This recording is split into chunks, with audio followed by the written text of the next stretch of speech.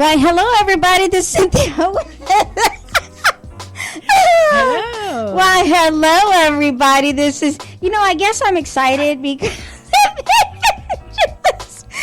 Why, this is Cynthia with Guidance to a Good Heart. How are you, everybody? I guess I'm excited because I have Evangelist here with me. Do you guys see her? It's a real person. It's not a chair. I'm back. How are you, Evangelist? How are you doing today? I'm great. It's wonderful. Glad to be here. Do you see me? I'm all excited. It doesn't take a lot to get me excited. It doesn't. It really doesn't, Evangelist. It's okay. It doesn't. It's okay. That's okay. That's okay. You know what? You have to be happy for me because it don't take a lot. That's why I'm here. It don't take a lot. That's fine. That means you're grateful. She said a grateful heart. Right. It's a grateful heart. That's okay. You know what? The shirt says it all. It's a guidance to a good heart. Exactly. People probably looking at this going, she's gonna be all right. She's gonna be all right. We're gonna pray for her heart. Sweetheart. Anyways, thank you for being here today, guys. We are excited that you are here once again on Sunday because I know Sundays are a day for everybody to rest after they have been at church and for everybody to be here. You know what, Evangelist? What? Why don't you lead us in a little prayer today? I think I will do that. Why don't you do that? Dear Lord, we come this afternoon just to say thank you, God, for allowing us this opportunity to come before you on the radio to discuss with your people about bullying and teen dating violence today, Lord.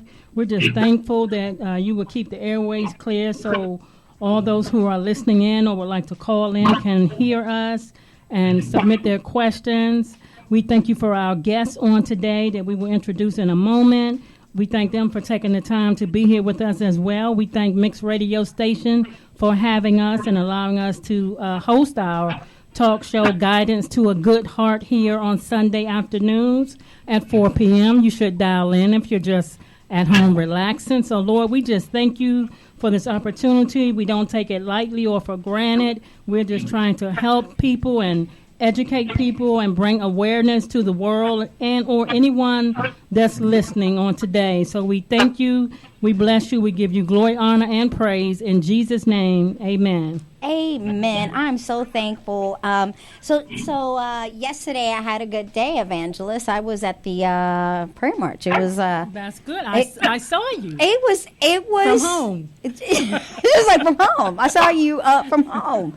So Nick, it was a long day, Nick. It was a really, really, really long day. But I had a good day. That's good. Yeah, it was a really long day. It was a lot of people. Let me put my glasses down. It was a long day. There was a whole lot of people. I am thankful for our guests that are here today. Today we're talking about a topic that usually doesn't get talked about. We're talking today about teen dating violence, about bullying, about, cyberbullying. And these two women are at the forefront of something that is amazing. I mean, they're doing some amazing work. Some really amazing work, guys. And I hope that you guys will call in at 1-855-493-6499. Please call in if you have any questions for these amazing speakers. If you've gone through something yourself, if you have a story to share, we hope that you will call in at 1-855-493-6499. So, Evangelist, I am going to go ahead and introduce this amazing speaker. I love her. I love talking to her, Kathleen Miner. She is an amazing person. First and foremost, she is a mother, and she has started this amazing program called Hopeful Handbags. Is a global nonprofit organization. She's a founder, president, homeschool mom. She's a wife of 4 children, and not only that, as good as she looks, she's also a grandma. I don't even want to say that she's a grandma. She's a glamma. She's got 2 amazing granddaughters, and has a love for anything that brings a smile and joy. Professing glass of hope for others. She realized that she had many intuitive gifts. When she was a child, she was given a great story about this. It says here she was pregnant at the age and began her life as a mom. She was blessed and was given, and she, after being married with 2 children and divorced, she began a pivotal program to give a movement and manifested both the ups and the downs of her life. And she learned to be a powerful speaker, and she went on to manifest with intentions of her life and have always dreamed of it. And after the downsides of it too, she wanted to inspire others, and she created and manifested the lives of her purposes to do so. And that was her passion, to give hope to others, to achieve her dreams. And her self-perception is the base of everything in her life and in the life of others. It did take the chances that we take.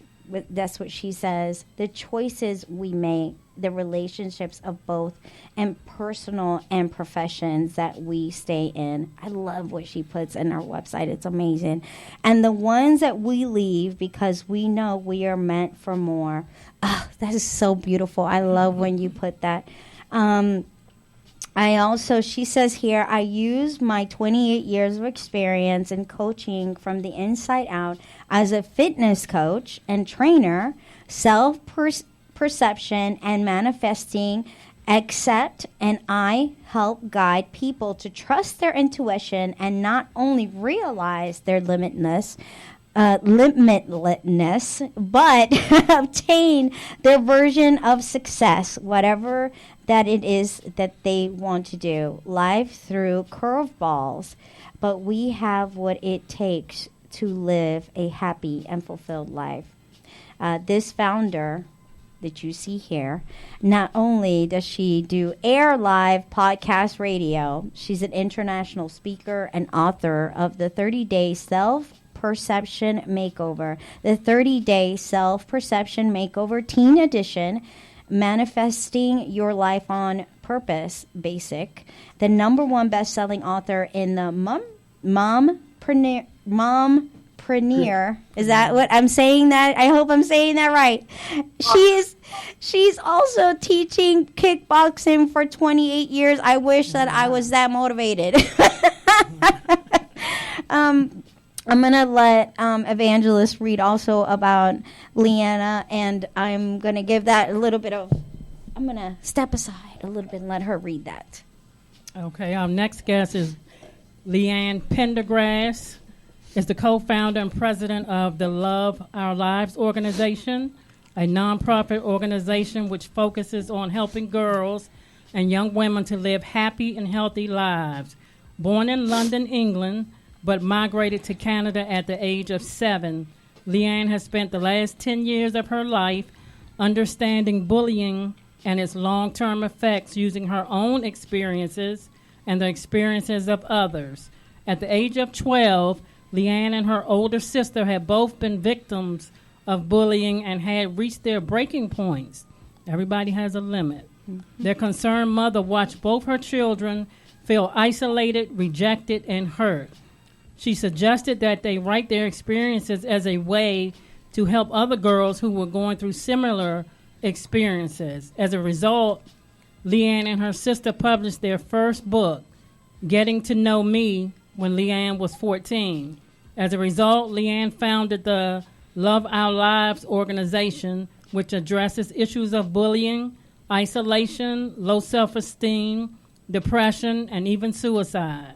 Leanne's work has been recognized both nationally and internationally as her work connects with youth as well as elders alike. Her vision through Love Our Lives is to give young girls and women the tools to support the process of restoration. So, Miss Leanne, we welcome you. Or was this the rest of hers? Thank you so much for having me. Thank you, ladies, for being here. I see that this is a passion for both of you. And I see that both of you not only have a passion for, those who have been affected by bullying, but also those who are in need of, assistance and help and want to grow, and need assistance for the love of, guidance. And it's something that we're also passionate about. So what, Can I read this first? I want to go ahead. I want to read the definition of bullying from the state of Virginia, because the definition is not the same everywhere. So I want to read from the Code of Virginia, section 22.1-276.01. Bullying means any aggressive and unwanted behavior that is intended to harm, intimidate, or humiliate the victim, involves a real or perceived power imbalance between the aggressor or aggressors and the victim, and is repeated over time or causes severe emotional trauma. Bullying includes cyberbullying. Bullying does not include ordinary, everyday teasing, horseplay, arguments, or peer conflict. Now, that's from the state of Virginia. I did read something from Oklahoma, just trying to see different the variables for different states, and theirs was a little bit different. So everywhere it does not read the same. You might have a kid that picks on someone every day, and this child is emotionally damaged from it, but the state may not think it's bullying. And that's why sometimes you have the problem where parents go to taking it into their own hands because the school isn't doing nothing. They say, I'm going to counsel them. They talk to the child. They talk to the parent, but you get no results. So what do you suggest you would do in that instance? Yeah, and I'm looking at the Florida one because I thought I would just bring that up since that's where I am. And I do see that, teasing is a form of bullying here. So is intimidation and destruction of property. I mean, so it's interesting because some of those things that were left out seem to be, you're right, in some of the other states. And I think the thing about bullying that we've learned to understand over the years is, as you said, there's such a big kind of spectrum when it comes to bullying, and it's hard to pinpoint.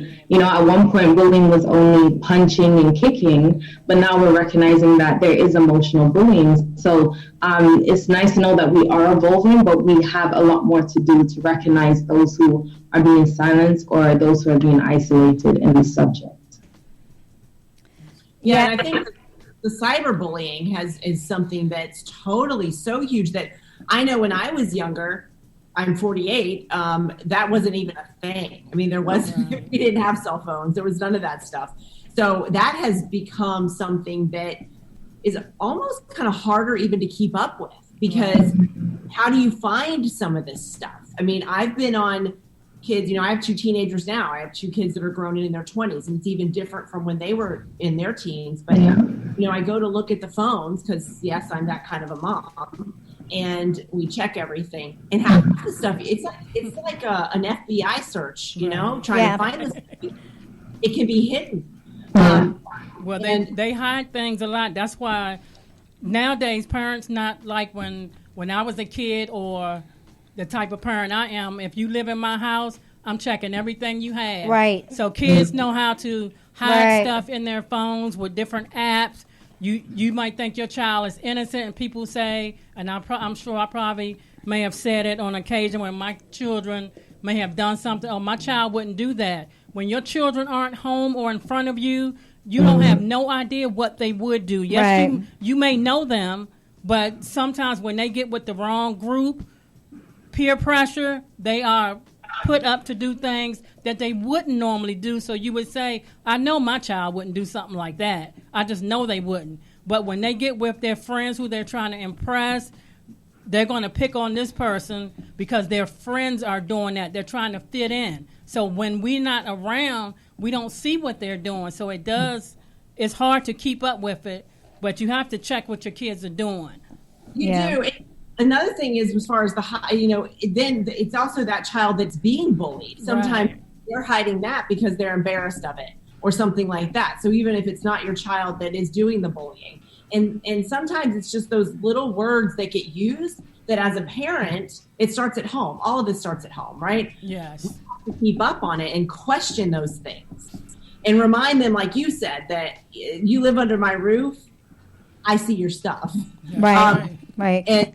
But it's the kids that are being bullied too, that sometimes by us being able to search these things and find out, it's not always on the surface. We have to dig. Right. And how do you, I'm sorry, go ahead, Leanna. Oh, sorry, no, I was just wanted to add on. I think the role of the parent is extremely important, and that's just my experience where I had a safe place to go to my mom and say, Mom, I'm being bullied, I want to move schools. And even though for me, leaving was a solution, for her, actually being a voice for other young girls who are going through bullying was actually the solution. And that's kind of what's led me into this path. So the role of the parents is extremely important in recognizing the child that is being bullied, and actually providing the safe space to allow the child to figure out what they need to do to get the healing that they need. Yeah. And I think that's what it is. I think we've talked about, and I think we touched on some points, that it's about vulnerability. It's about the child feeling insecure, feeling that powerless, feeling the need of not being controlled, and, being that safety place. And so here's a question that I want to ask both of you. How do you overcome the effects of bullying? Especially, and here's two questions because I want to split it into two. One, as the person who's being bullied, and two, as the person who's being the mother, because we are both the mom and we're both being the bullied, So how do we as a parent, because I know, Leanna, you were the being bullied, but Kathleen, you might be coming as a mom. So here's the two effects. How can we, as the bully, the being bullied, how do we, as the one who's being bullied, how would you come into that pattern? And you, Kathleen, how would you, as the mom, how can you help? As the person who's being bullied, a couple years ago, I did a TED Talk on this idea called rewriting the script. So what we recognize is that as much as somebody externally can be telling me things about myself, at some point I have to move away from that person, and I have to live with those thoughts. And I have to realize, is this something that I'm going to become because somebody said that about me? So no longer are we dealing with people that we can identify. We're now dealing with the voice in our head that is telling us that we're not good enough, that we're not smart enough. And that's even more scary because that follows us throughout our whole life. And so coming from that perspective is really things that really help me were things such as positive words of affirmation. Sometimes I didn't realize that I was speaking down about myself, or I thought down about myself, but just repeating words that spoke life into me, that spoke healing into me, really helped me get through that process. And I would just say that it's not a process where you wake up the next morning and say, I feel good, it's just behind me. It's a daily thing. But the daily commitment is that, I want to be a person that loves myself. I want to be a person that identifies my potential. So I have to do the steps that is going to take me there, but it doesn't happen overnight. Right. Yeah, and I have to agree with Leanne 100%. I mean, I myself was actually bullied, and I remember it to this day. It started in elementary school, and it escalated into middle school. But with, we can't control other people. And that was the whole basis on when you were talking about, I'm the author of the Self-Perception Makeovers, is because what you feel about yourself. That's what all of this comes down to. So, doing, like she said, affirmations and making them uniquely your own, and really believing where you're worth it. Because once you do, you don't believe those other people and what they're saying, right? And if that happens, you will have the courage to go to someone whether it's a parent or a guidance counselor or a coach or whatever it is. And it all starts with what you think and feel about yourself. Right. I mean, you know, like we said, back in the day, there wasn't the cell phones. And I remember I developed it very early. And that was the first things I used to be made fun of, because I was the size that I am right now. I was in fifth grade, which isn't typical. And I remember in middle school, some girl would always follow me. She would always follow me, and she was bigger than me. And I mean, she would literally get her hands and knock the books out of my hand, like all the time. And we got to the point where I went to my parents and I said, this is happening.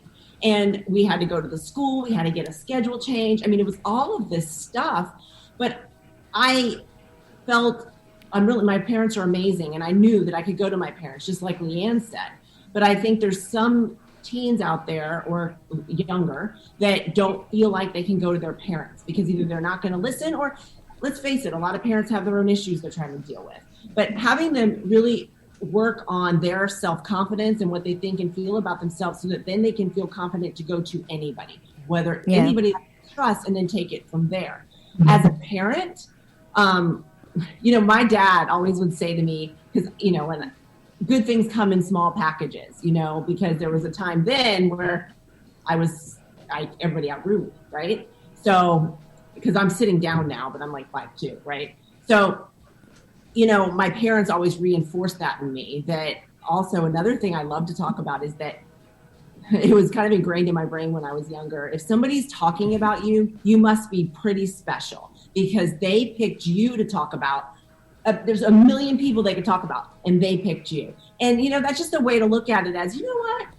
That's absolutely true. But then there's the other side of that. Sometimes the bullying becomes physical, and it really gets in your head. And we have kids that are committing suicide because they're being bullied so much. Right. And that's where I feel like we've got to really hone in on this. And that's where it's got to go up. You know, we need to stay in the community level because that's where the real stuff's happening. But we need to change the policies. We need to change them at our county levels, at our state levels, and then again at the government levels, where at whatever country we live in. Because these things are not being taught in schools the way they should be. Right. People are afraid to approach these subjects. The teachers are, the counselors. And let's be real. The counselors have so many jobs that are put on them now, they're not able to counsel. Right. So I have a question from someone that's watching online. And they said, unfortunately, at times when kids tell an adult about the behavior of their aggressor, the situation becomes worse. How do they combat that? I think that's a great point. I think that it recognizes that children are vulnerable. And to even take the step to speak to your parent or to speak to somebody, you are actually at risk of being even more vulnerable. When it comes to physical violence, that is a very different situation where I think the parent has to be very proactive about keeping the child safe.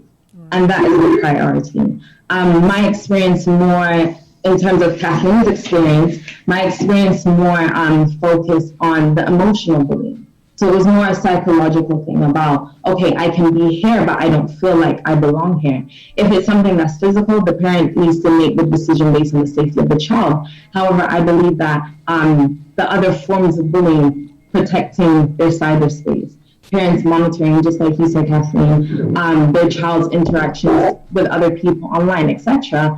But going back to the bully being somebody that you cannot change, the importance is embedding or helping your child to discover self-love for themselves. Because what I found in life a lot of the times, it's easy to say, okay, we're going to move you to make you more comfortable. But when we go to this next location, are we going to face the same thing? Or have we helped the child build a certain type of resilience to combat this kind of behavior? Right. But definitely it really comes up to the parent, and the safety of the child is paramount over everything. Right. Yeah, and I do think at some point we have to look out for that. This is affecting the kids, and you're right, because sometimes it escalates. You know, that bully finds out that, okay, now you just got me in trouble, so it's on. You know, and it's a tough tough thing for a parent to do. But in some cases, it is the moving or, moving to a different place. But letting everybody know if it's typically at school, right? I mean, let's get real. It's typically at school because that's where the kids aren't being monitored 24/7. When you've got a teacher for 30 kids, they can't watch everybody. But it's also happening with cyberbullying when kids are at home because people wouldn't say this thing face to face, but they're going to say it online because it's kind of a cowardly thing to do, right? But I think it does have to come to a point where everybody's got to know about it and protect that child. And it's a lot of work. I'm not going to say that it's one comment because it does escalate typically when somebody's quote outed or told on. But then you have to have the principals watching for the kids. You got to have, it's almost like a bodyguard. I mean, right. let other friends know that, hey, this is going on. I've got your back. And right. That's world that we live in. But I mean, I'm with Leanne too. I mean, I talk about manifesting your life on purpose and the energies that you put out there. I'm all about really feeling confident about yourself. And sometimes those people will be like, oh gosh, like I'm not effective.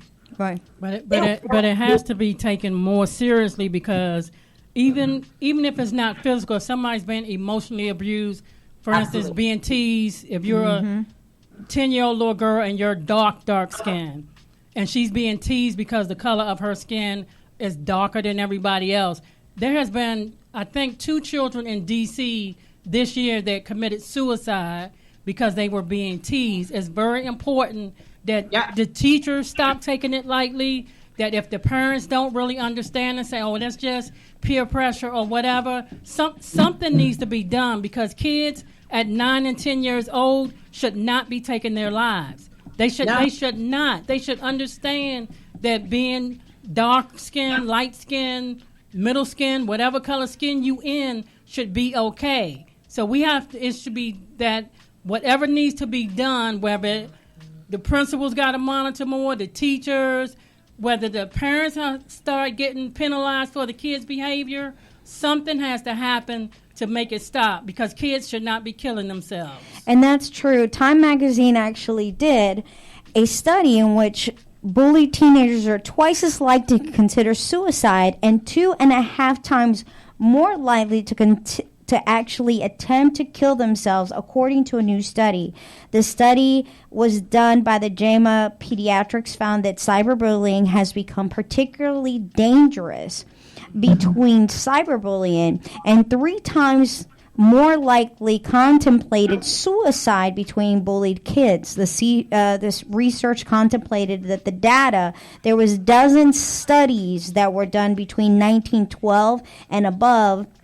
They were stating that although kids were not on the computers, they stated that many as 234,000 teenagers and kids contemplated suicide because they were bullied and wanted to consider suicide. And we don't want that. We want kids to anticipate going to somebody because they have actions of feeling that they have someone that they can talk to.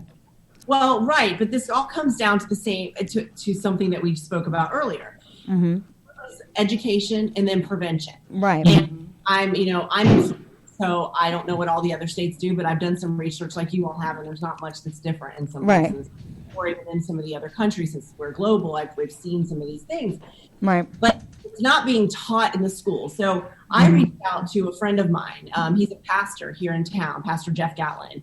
And what he does is he's allowed to go into the middle schools and the high schools, right, and talk about teen dating, violence, and bullying to educate and give prevention. Right? What tips? What should we look for? Because most of the kids, when they hear about violence, like Leanne said, it's more than the physical. If they hear physical, they're like, "Oh yes, that's bullying and violence," but they don't think the other things. But this is what I'm getting at with this: is that here. He's only allowed to go in once a year for middle school. Yeah. High school, I believe, was 8 times.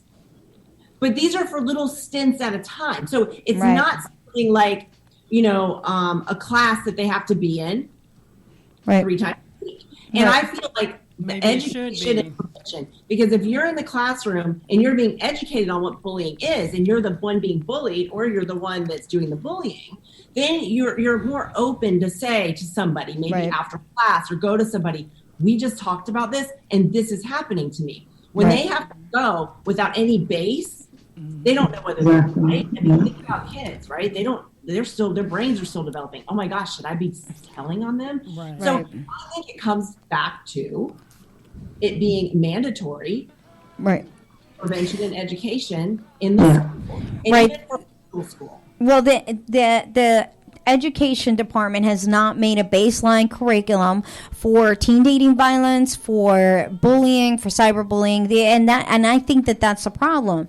That there is no curriculum level. I mean, they do have some within, home ec. I think they've had something, and I think there should be a baseline for it. There should be something that is a baseline for us to be able to discuss or take it out, for us to be able to continue to talk within middle school all the way up to high school. But I think they're so fearful for us to even say something, even parents, to be able to continue to discuss. And, and the problem is that bullying goes all the way to the workforce, which is something that I kind of wanted to continue to talk about, was the workforce bullying. Because if we don't tackle it, it'll continue going to the workforce. Well, right. So we need to tackle it when they're at a younger age. And Right. this is Exactly. I Right. run into. It's gotta going to the middle school and the high school is wonderful. I Elementary. applaud that, but it Yeah. has to start younger than that, because Right. you have kids 4 and 5 years old that have behavioral problems that is bullying. Right. And the parent might just say, "Oh, well, they're just bad. They're just bad." They put Right. that label on them, No. which should not be done. But to each his own. But that's where it has to start, when they're young, when they are young. Right.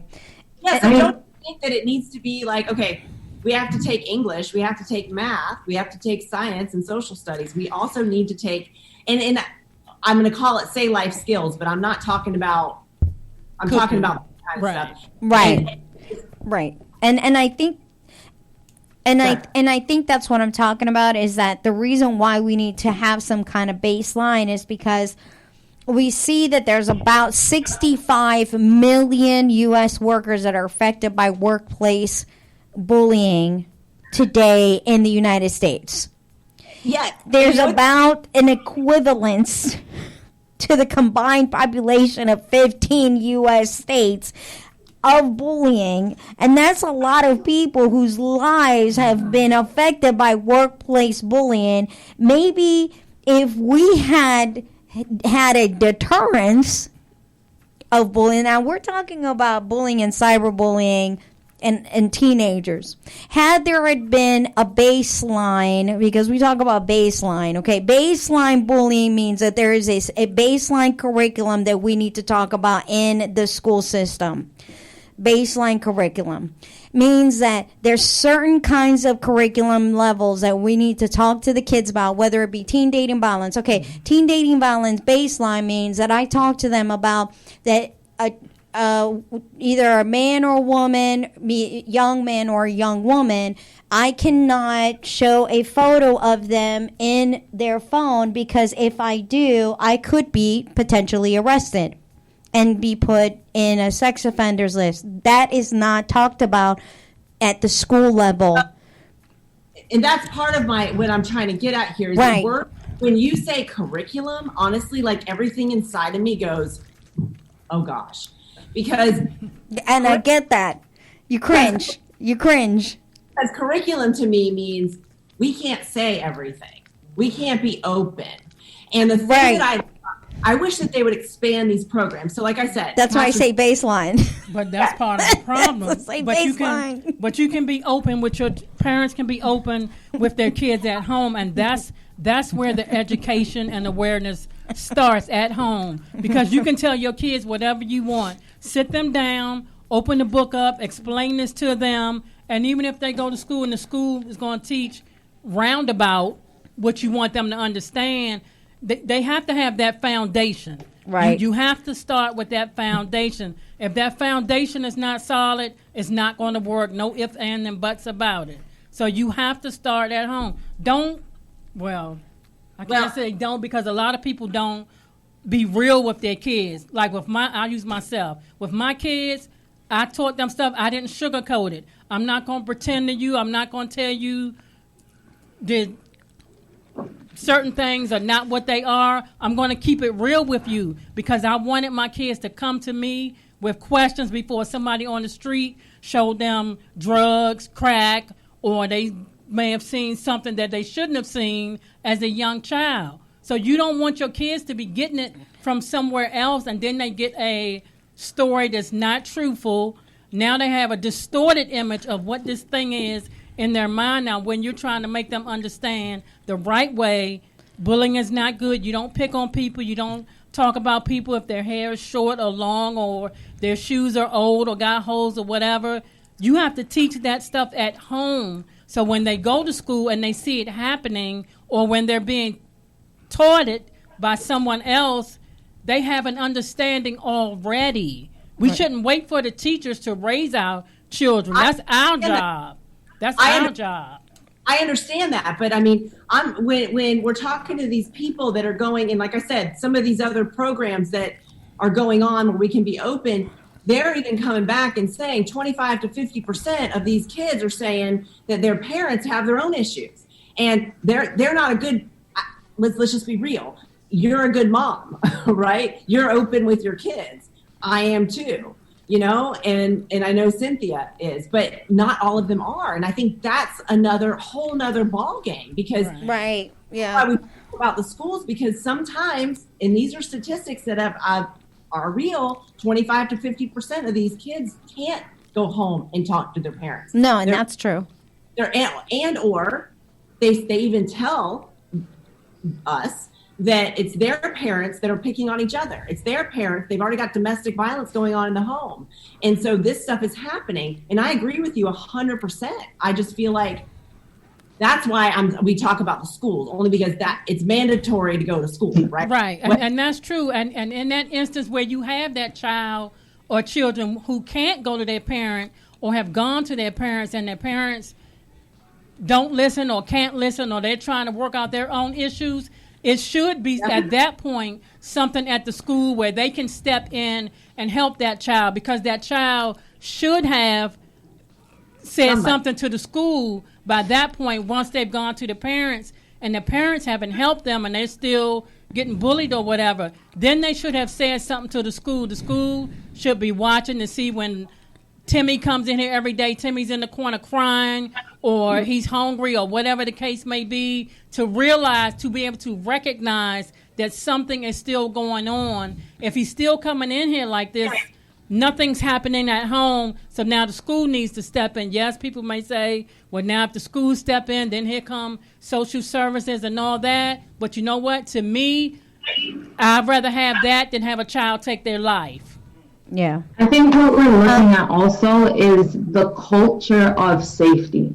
And when we're thinking about the culture of safety, we're not just looking at an incident at a particular time that has happened that we have to address, but like Kathleen has said, prevention. Studies show that kids 13 to 17 are at highest risk of dealing with bullying and depression, and especially girls who deal with more anxiety and depression. So we realize that we have a problem, but like you said, the reality is we have great mothers here. I had a great mother, but for all those people who do not have access to that kind of parenting, what do we tell them? We just wait on the school? I think if it's a part of the school culture and it's done before the age of 13, we're looking at 7-year-olds, creating a culture of safety where we're talking about things such as healthy relationships, healthy interactions, how to be polite. Simple things as coming in the room and saying good morning to your teacher, saying hello.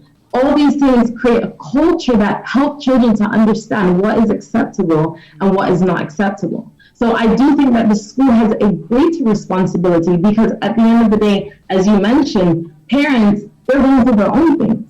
And at a certain time, bullying starts to look like harassment when you get into adulthood. And if that is the norm for children that are going into their homes, that becomes normal to them, where else can they see healthy interactions? And that would be the school. So if we are making this culture a part of the school culture and saying we are looking at preventing bullying, how do we prevent that? Education. We're looking at steps to help these children be resilient. And that is just really my experience. When my sister and I co-wrote this book, being 14 years old, I did not understand the impact that this would have 10 years later. That I would look back and say, hey, this is actually information that's coming from a 14-year-old, a 12-year-old who's expressing herself because nobody's really hearing me. Yeah. So you know what? We have a culture that acknowledges healthy interactions, healthy relationships, respect, affirmation, self-love. I think these children will have a higher chance of being responsible adults and treating people in a certain way than if we just deal with it on an individual basis. If you have any questions, please call 1-855-493-6499. And I'm glad that you had brought that up about workplace bullying. Although we're talking about teen dating violence and bullying and cyberbullying, it's fair to say that bullying does start, next month. A lot of us usually bring up, domestic violence, and breast cancer month, in the month of October, but it's usually overlooked about bullying and about cyberbullying and all of that. But it's so totally overlooked that there is bullying in the workplace, and I wanted to bring that up because, like I said, it's such a high percentage. And like I said, it's a study that has been done by the APA. I'm big about the APA. You know me. I'm big about the APA. That was done at 71% of respondents who were bullied at work were also treated by physicians for workplace-related symptoms. About 63% of workplace bullying victims saw a mental health provider, especially those who have been constantly harassed, constantly, being manipulated. And this could be by somebody who they are next to, and we constantly don't talk about harassment, but this could be somebody who, was a teenager, somebody who could have been, from going from, all the way from a child and didn't get that checked, and didn't get that check as a teenager. And all of a sudden, he just continued being a bully. And it's not to say that that child doesn't have tendencies, and he doesn't even, or she doesn't even know there are bullying, because there's a lot of times, I'm not giving grace to no bullier, but I'm just saying that sometimes it could be an underlying condition. It could just be something in which that person doesn't know that they're bullying. So sometimes harassment, it could just be a harasser that are doing it to domestically abuse a work partner, and they don't. That's just not right. That's why they have training now. And so here's where I want to ask you questions to you ladies. What can we do to better enforce bullying in the workplace? Well, my first thought as you're talking, because I always have a lot to say, and I'll try to keep this brief. No, that's fine. That's what we said before. This is starting when they're younger, because how many times have you have kids, right? And you got this kid that you're just like, oh my gosh, and then you meet one of the parents. And you're like, oh, I see where this is coming from, right? That's true. Right? If you're in a small enough town where you knew that parent in high school or in middle school, you're like, they haven't changed. They're bullying moms on the PTO and the PTA just like they did those kids in school, and then their kids are learning it. Right. So to me, I feel like in the big picture, prevention, again, back in elementary school and middle school, because then they're not turning out to be those people. And this is why I don't want to go to some reunions, you know? I'm just like, I already know what. I do also have to say, though, I do have to state that they have discovered that a lot of people who are bulliers, as you stated, they don't even know whether it's, a lot of military. They don't know that they're bullying, though. Yeah. But some of them do. Some people do. And some do. And on jobs, I got to give grace though to some. For example, my job has a thing. It's called EAC. Like if you're experiencing some problem with somebody at work, and you go to your supervisor, I say, well, go to my supervisor and say, well, me and Tammy can't get along. We just keep bumping heads, and they tell us work it out between us. If we can't work it out, sitting down talking, we're gonna work it out in the parking lot, but then I can go to the EAC and maybe get counseling or whatever. It's not that I can refer the person to get some help, but I can get what help I need to know how to deal with this person if my superior is not going to handle it in a proper way. But some people just pick on people that they feel are timid or that they're not going to respond to them. Some people... I'm not just going to have it. I'm not going to have it, so you can try it, but it's not going to work. But some people know that some people are not going to lash back at them, so they continue to go at those people. And if they don't say nothing, that's just like if somebody smack you and you don't tell them to stop, you don't say out, you're going to keep smacking them. That's kind of common sense, but some people do know what they're doing, and they do it intentionally. Right. Yeah, my question is, if you say that people don't know, are those the people, though, that were been doing this stuff since they were younger and they were never educated on what they're doing? And because I don't know, correct me if I'm wrong, but some of them are and some of them aren't. Some of them are and some aren't. I think we have to also think about the cycle of bullying. So going back to rewriting the script, sometimes what happens is the victim becomes a predator. Right. So I've experienced all this kind of stuff. So now it's only natural, in a sense, if I have not dealt with it, to then give that experience to somebody else. And so then we begin a cycle of victim, predator, and we never actually break that cycle. And I think when it comes to the workplace is a very, very tricky topic, because I know that what about power dynamics? If my boss is actually the one bullying, I'm more likely probably going to keep my mouth closed, because I know that's going to cost me possibly my job. And so we're looking at all these other dynamics when it comes to the workplace, because once again, if we're not dealing with prevention and we're educating from before, we just have all these qualified people that don't know how to relate to real people. That's good. And they use their power to dictate or to make sure that it goes their way, and the people that don't have a say or don't have much power are the ones that are affected. So even within the workplace environment, it does, and according to the Red Cross, bullying, you can only call it bullying for a certain amount of time, but after a while it does become harassment. And then that's when you get legal charges and all these kind of things. But if we're not looking at preventing what is happening, then we have a bigger issue to deal with. I just wanted to touch quickly on something that my organization is actually working on, and it's called the PAIR strategy.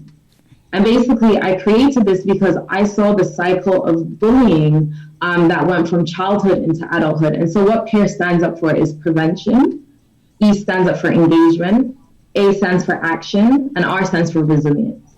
And based on an evaluation tool, what we're looking at these 4 stages is, are workplaces implementing this strategy? Basically, is the workplace doing things to prevent harassment and bullying from taking place in the workplace?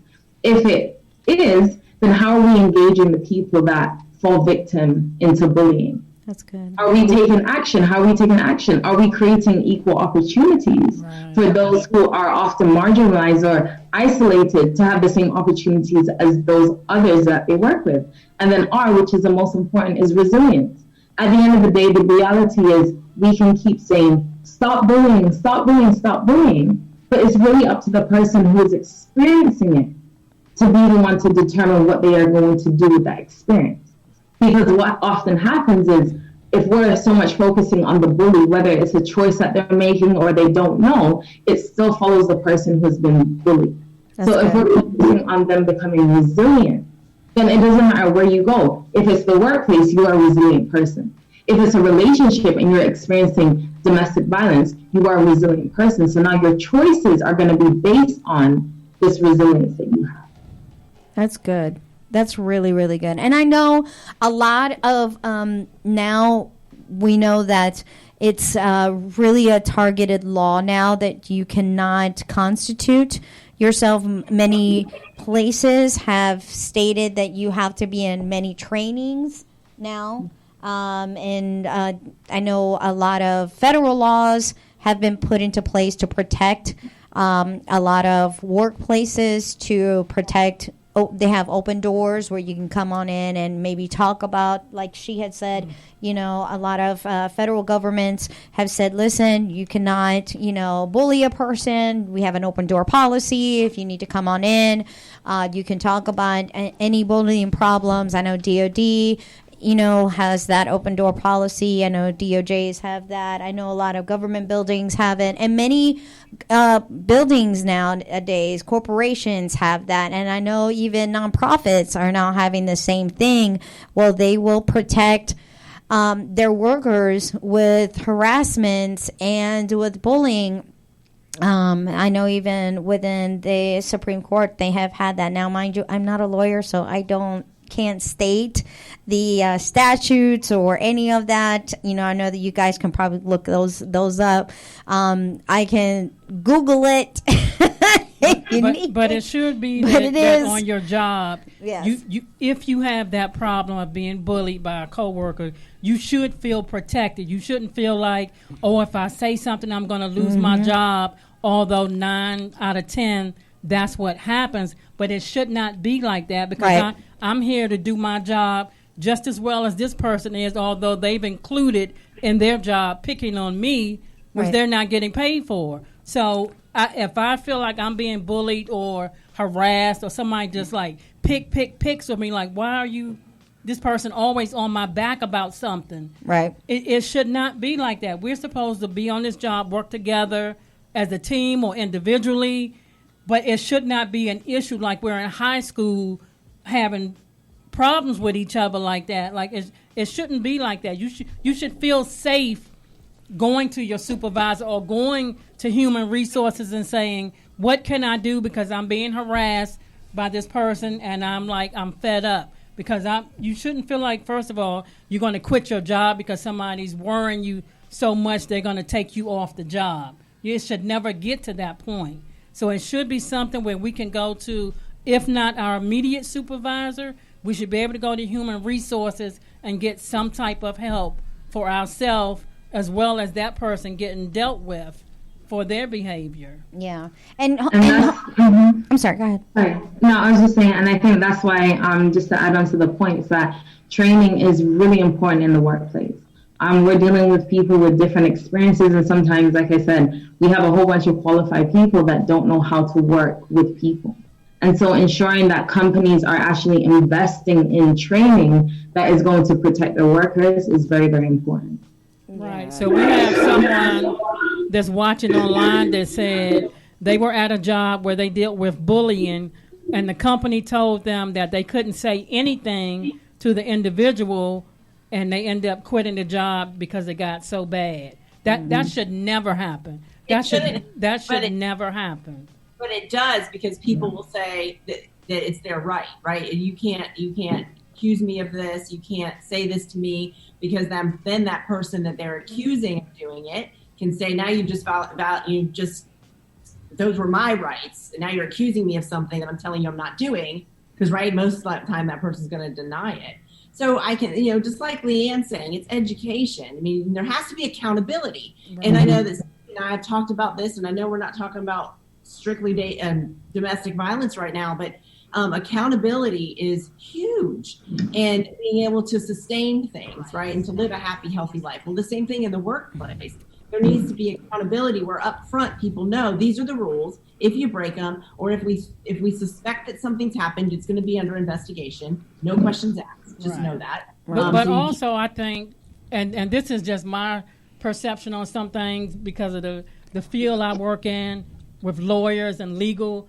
I'm always thinking in terms of where's your proof? What evidence do you have? And I always tell people if they're dealing with something like an ongoing thing, get proof. Write down dates. Write down times. Write down what happened. So when you go to complain, you have facts behind you. You're not just saying, well, Cynthia was picking on me because my hair was different this week and last week or whatever. I'm going to have some facts written down, dates, times, what the incident was, who may have seen it, who was there, who did I report it to, because that, it just bothers me. That just makes me mad when stuff like that happens. People, you've got to get a paper trail. You've got to get a paper trail. So, ladies, before we end today, I kind of wanted to give you an opportunity to show us your books. I know that you guys are great authors and also speakers. I know that you guys are always doing speaking engagements. Before I even go to both of you guys, I know that I don't know if you guys are both doing any speaking engagements coming up anytime soon. I know that you guys are going to be at the domestic violence rally on October 1st. We're so excited that you guys are going to be able to be in our domestic violence rally. Woohoo, woohoo, yes. Talking on the same panel at this event. And if you guys could just give us a little bit or a tidbit about your books or anything that you guys are going to be doing, whether you're going to be doing something this October. We're going to give you the floor just for a little bit. Leanne, if you can just give us a little bit and let us know so that the audience can get an idea. Yes, definitely. So thank you again for having me. This is, once again, a book that I co-wrote with my sister. This was published in 2008, and it's just really the raw experiences of a 14 and a 17-year-old. That is just basically, it's a self-help book. So there might be a few, errors, etc. But it really came from a 14 and 17-year-old saying, you know what, this is us, this is what we want to talk about, and this is how we think we can help build up women. And just even our organization now, we really evolved from looking at the girl, but we're now looking at the woman, because I've evolved with the organization that there's a connection between who I was and who I am now. And sometimes you go through life not knowing who I am because I haven't dealt with the girl that I was and I haven't healed from some of the things. So we're just very passionate about bringing that healthy message that girls should be happy and healthy. Girls should be in spaces where they can be themselves, where they can learn about themselves, and where they can really just love themselves in general. For things that I'm doing, I'm actually looking to write a second version to this book. It would be about 12 years later to show the journey of where I was then and where I am now, and really how to encourage girls who are going through bullying from as young as the age of 7 to women who are going through it to the age of 30. So in terms of other engagements, I will be speaking at some universities in Canada with students working with the community. The community is such an important part of me, and just continuing to spread this positive message, especially that we're going through COVID-19, and sometimes we don't see the emotional effect that it has on us, the isolation, the feeling of being alone. So that's just really what I'm up to, but I look forward to seeing everybody at the rally. Where can we find your book?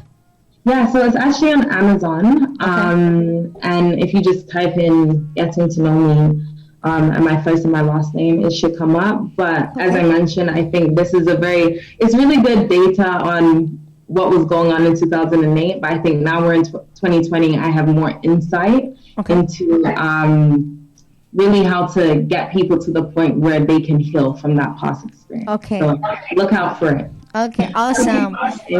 Kathleen, I'm excited. Anything that looking in the works? What's going on? And I'd love to hear about your books. Absolutely. So I'm looking forward to the domestic violence rally. Yay. So excited. Saying that word. So I have a couple of books, but what I focus on a lot too is the self-perception, right? What you think and feel about yourself, because like you said before, it dictates the chances you take, the choices you make, the relationships you stay on, and personally and professionally, and the ones you leave because you know you're worth more. Right. So, and you see how that relates to domestic violence. And this is why I do so many workshops on this, because even if you've not been in a domestic violence situation, most of us have had issues with what we think and feel about ourselves. And it goes along with what Leanne was saying. I mean, that's the resilience, right? That's the core. If you have that inside, somebody can tell you, like, I used to get made fun of because I had hairy arms, right? That doesn't matter. It's not, I didn't ask them, and then that's kind of like Leanne's saying, is so important. But so I have one that's for women, and then this is our teen book.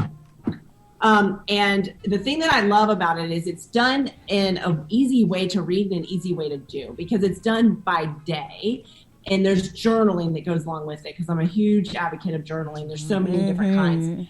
But I do have some things coming up. So I have, I don't know if you all have heard of the Moms in Business International.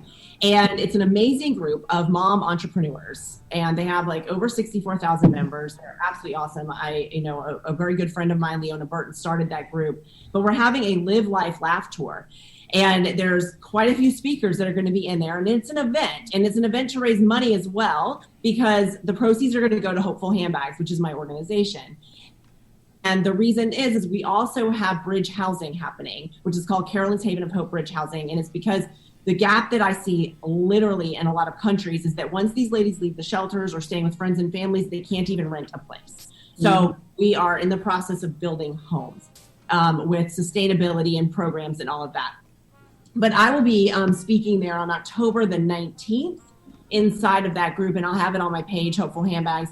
Also, I do interview survivors and different people like Leanne even, that have different organizations that are helping. And we do this at least once a week. And I interview them on the Hopeful Handbags page.